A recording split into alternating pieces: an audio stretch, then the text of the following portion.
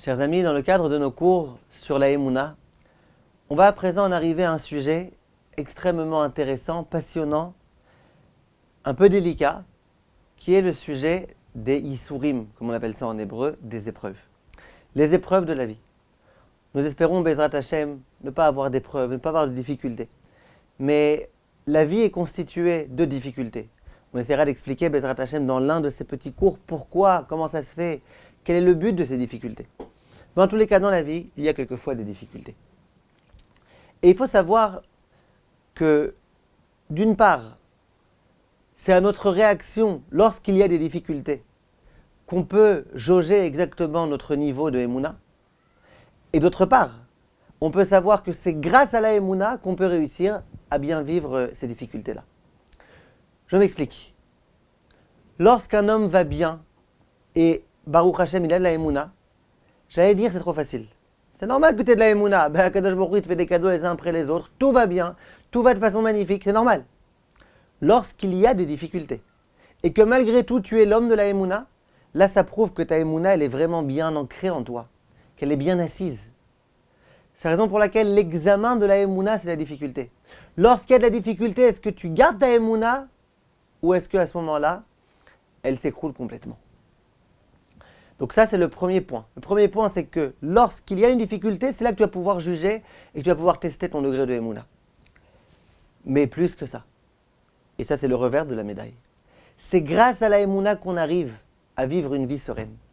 Moi, je vous dis la vérité, mes chers amis. J'ai pas honte de vous le dire. Et je vous dis quelque chose auquel je pense de façon vraiment certaine. Je me dis, les non-juifs qui n'ont pas de Emouna, quel malheureux. Quel malheureux. Pourquoi quel malheureux? Ils ont l'impression que tout est aléatoire. Tout est le fruit du hasard. En français, ils appellent ça la poisse.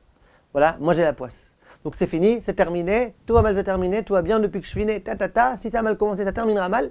Et puis, ils sont comme ça, leur destin est entre les mains dont on ne sait pas exactement qui. Du hasard. Et puis dès qu'ils ont une difficulté, ben voilà, encore une fois, je suis malchanceux. Et puis ils remettent tout sur le compte du malchanceux. Quand ils ont des difficultés, ils ne vont pas se remettre en question. Pourquoi tu veux qu'on se remette en question? Question de quoi? Je suis malchanceux. Et finalement, toute leur vie, eh ben c'est terrible. Moi, j'aurais vraiment pas aimé être non-juif. Entre autres pour ça. J'ai une difficulté, ah d'accord, voilà, c'est fini, c'est terminé, c'est fichu, c'est perdu, c'est irrémédiable. Et puis pourquoi ça m'est arrivé comme ça, pour rien, comme ça. Pourquoi ça m'est arrivé à moi et pas à quelqu'un d'autre comme ça, je suis malchanceux. Comment on peut vivre une vie sereine quand on est comme ça? Comment tu peux être serein quand tu as l'impression que tout est le fruit du hasard? Rien n'est mérité. T'as personne qui va pouvoir t'aider dans ta difficulté. Tu es tout seul dans ta difficulté. Il n'y a personne qui est là pour t'accompagner. Le juif, et le juif de la Emouna en particulier, lui il est serein. Il y a une difficulté, c'est un peu dur, mais il sait que c'est Kadosh Baruch Hu, son papa chéri, qui lui a envoyé cette difficulté. Il sait que son papa chéri lui donne la main. Il sait que son papa chéri il attend qu'il fasse le premier pas pour finalement venir et l'aider. Extraordinaire une vie comme ça. La vérité, si c'était que la raison pour laquelle c'est bien d'être religieux et de vivre avec Hachem, ça valait déjà le coup. Vivre avec Hachem, rien n'est le fruit du hasard.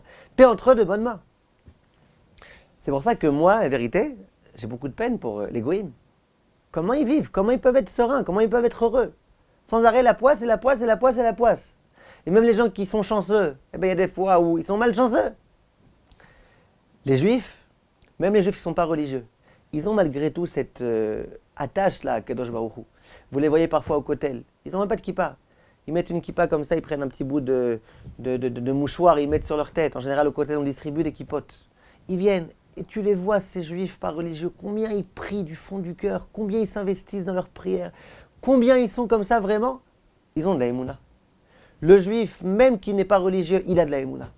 C'est évident il a des années-lumière de la Emouna du juif qui est complètement investi dans sa Emouna. Mais il a de la Emouna. Il sait que rien n'est le fruit du hasard.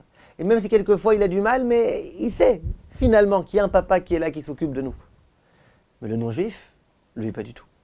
Donc la Emouna, c'est à double tranchant. D'une part, c'est lorsqu'il y a la difficulté que je vais pouvoir tester ma Emouna. Et d'autre part, c'est grâce à ma Emouna que je vais pouvoir, Bezrat Hashem, affronter toutes les difficultés de la vie. Or, on se lance la prochaine fois, Bezrat Hashem, dans le vif du sujet. Merci de votre attention.